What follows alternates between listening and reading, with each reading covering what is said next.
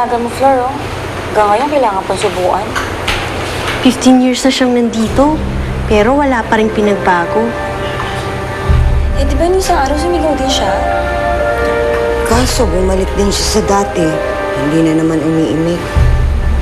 Anak lang sinasabi. Saan kaya yung anak ng Manalo?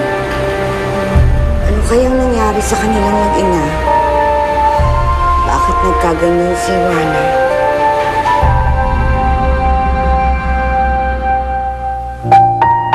Madamot si Lolo dahil sa kanya nawalan ka ng pamilya.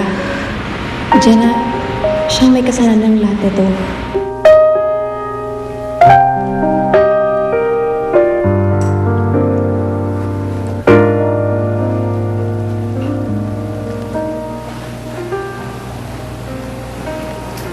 Jenny, what's wrong?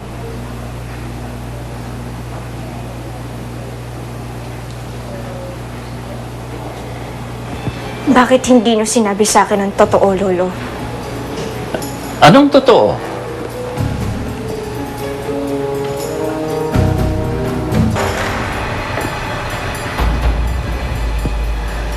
Totoo bang kayo ang dahilan kung bakit nasira ang pagsasama ng magulang ko?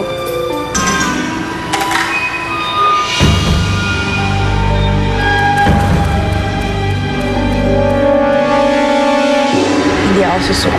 Mag-iisip ako ng bagong paraan para makuha ko ulit ang loob ni Benjo. Si Dr. Sembrano, matagal na ba siya sa ospital na yun? I guess so.